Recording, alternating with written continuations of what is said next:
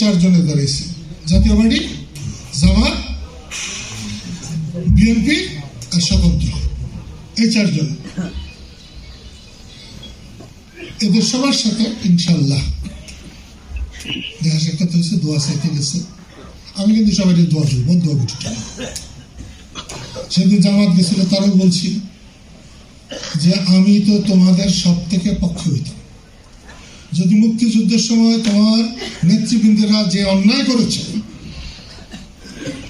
তা আল্লাহর কাছে মাপ চাইলে আল্লাহ যেরকম ভাবে মাপ করে, তোমরা বাংলাদেশের স্বাধীনতাকে স্বীকার করে মানুষের কাছে তোমাদের অতীত ভূমিকা মাপ চাইলে আমি তোমাদের সবচেয়ে পক্ষে হইতাম। কিন্তু আমি তো স্বাধীনতা বিরোধীর পক্ষে থাকতে পারি না, যাইতে পারি না। আমি তো মুক্তিযোদ্ধা, দেশকে স্বাধীন করেছি।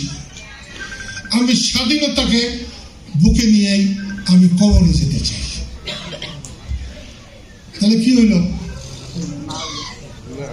কি হলো?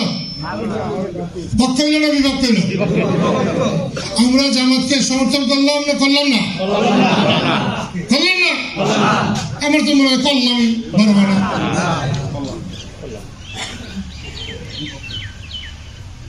তাইলে আমরা জামাতকে সমর্থন করতে পারি না।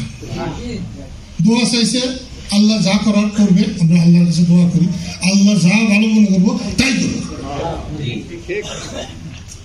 তারপরে কার আসলো? তারপরে আসতেছে জাতীয় পার্টি। জাতীয় পার্টি 3-4 বার দেখা করার জন্য, আজকে দুপুরে যাওয়ার জন্য এই করছিল যে সারবার বলে না, জাতীয় পার্টি নাকি কি বলে স্বৈরাচারের দোষর। তো দেখা যাবে না, কালকে হয়তো দেখা হবে, আজকে রাত্রেও দেখা হইতে পারে। তারপরে কারা আছে? তারপরে আছে বিএনপি, আহমদ আজম খান। এই ভাষার মিটিং এর পরে তালতলা মিটিং হয়েছিল, প্রতিবাদ।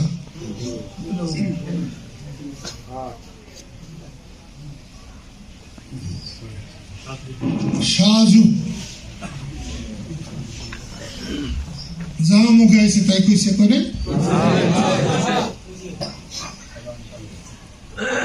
আমাকে কালকেও, কাল না পরশুদিন আহমদ আজম বললেন যে আমি তো যারা যারা বেদক ছিল, যারা যারা চাঁদাবাজি করতো, যারা যারা খারাপ ছিল, আমি তাদের দল থেকে বের করে দিতে পারছি।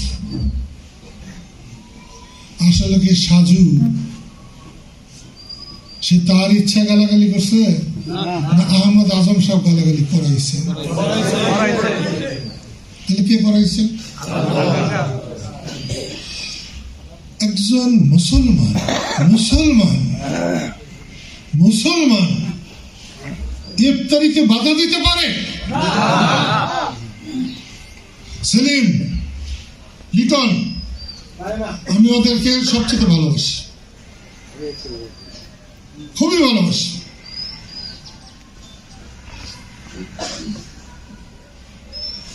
সেলিমকে দেখলাম খুব কর্মঠ কর্মী, ওইখানে ইফতারি দাওয়াত দিয়া কাইন্দা সেলফিরা হলাইতেছে। আমাকে রান্না করবার দিতেছে না, অমুক দিতেছে না। আর আমার সানোয়ার তো আছেই, গরু জমা করার লাগবো, অমুক করার লাগবো, তমুক করার লাগবো। আমি রাজনীতিতে গোস্ত খাই না। বঙ্গবন্ধু মারা যাওয়ার পরে আমি মুখে গোস্ত মুখে দিই না। খাওয়াই রাজনীতি হয় এটা আমি বিশ্বাসও করি না, আমি করিব না, করবো না। হ্যাঁ, একটা সময় দুপুর আসছে, খাওয়ার সময় খাইলাম, বিকাল আসছে, মিষ্টি খাওয়া দরকার, চা খাওয়া দরকার, নাস্তা করা দরকার, করলাম। কিন্তু উদ্দেশ্য যদি খাওয়ানো থাকে তাহলে পরে রাজনীতি হবে না। রাজনীতি খাওয়া দিয়া হয় না। তো কি হইল? সেখানে আমার সামনে যে কয়েকজন, আপনি ব্যাংকের টাকা দেওয়া হয়েছে, আপনি ইলেকশনে খারাইলেন, ওর বাপে আমার কাছ থেকে কত টাকা নিছে, আমি কিন্তু তারও কিছু করতে যাব না। আমি কিন্তু তাকেই বলবো আরো বলো, যত পারো বলো। এটা কি মন্ডল জানিয়েছে? খালেক মন্ডল। খালেক মন্ডলের পিঠে চামড়া তুলে নিব। তারপরে আমি তার কথাগুলো টেলিফোন টেলিফোন শুনেছি। আমি একজন মুক্তিযোদ্ধা, আমি মুক্তিযুদ্ধের নেতা ছিলাম। ওরা অন্য দলে গেছে বলেই আমার সন্তানের পিঠের চামড়া তুলবে আর আমি বসে বসে আঙুল চুষবো? তাহলে আমরা কি এই বিএনপিকে সাপোর্ট করতে পারি? তাহলে সানোয়ার তো গেছে,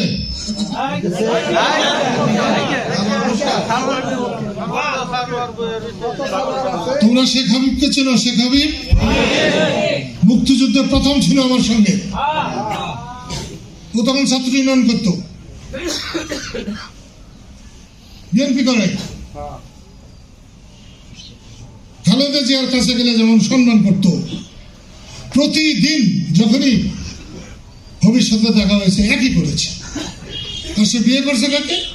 হালিম স্যারের মেয়েকে, সখীপুরের সবচেয়ে সম্মানী মানুষ। আমি এখানে আসবার আগে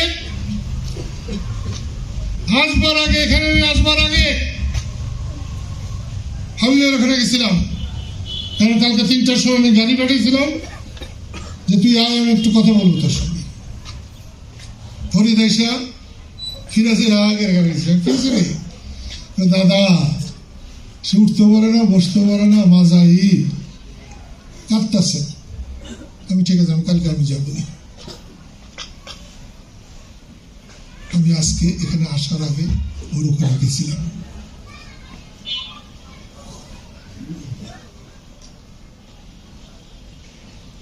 আমি শুনে অবাক হয়েছি, টাঙ্গাইলে হাবিবের গায়ে হাত তুলেছে এই আহমদ আজমের লোকেরা। আমি বেঁচে থাকতেই আমার একজন মুক্তিযোদ্ধার গায়ে হাত, আমি এটা মেনে নিতে পারি না। আমি বড় ভাই লতিফ সিদ্দিকীকে সংসদে যাতে জয় বাংলা বলা যায়, সংসদে যাতে বঙ্গবন্ধু জয় বঙ্গবন্ধু বলা যায়, মুক্তিযুদ্ধের কথা বলা যায়, এই জন্য আমি লতিফ ভাইকে কালীহাতির থেকে নির্বাচনে দাঁড়াতে বলেছি, এই জন্য আমি সাপোর্ট দিয়েছি। এতে আমার রাজনীতি থাকে থাকবে, না থাকে না থাকবে। আমি নির্বাচনে জয় বাংলা বলার জন্য, জয় বঙ্গবন্ধু বলবার জন্য আমি কালীহাতের প্রচারে আমি দলীয়ভাবে সাপোর্ট করেছি। আমি যখন হাবিব আমার হাত ধরেছিল, আমার হাতে কষ্ট দেখে কাঁদছিল, আমি এর আগে জানতাম না যে টাঙ্গাইল গিয়ে হাবিবের লোকজনকে মারধর করেছি। হাবিব বিএনপি করতে পারে, রাজনীতি করার তার অধিকার আছে, কিন্তু তাকে কেন মারার অধিকার নাই।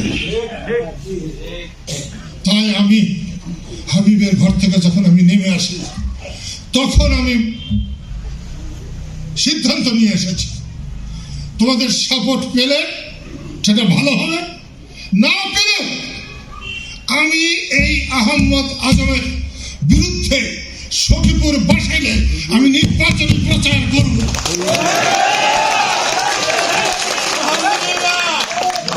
তোমরা যদি দলীয় ভাবে আহমদ আজম এখানে নির্বাচনে উঠলে, সরকার হয় নাই, তারা বড় সরকার হয়ে গেছে, এটা দেখাতে হবে। 71 সালে আমরা যে একতা অর্জন করেছিলাম,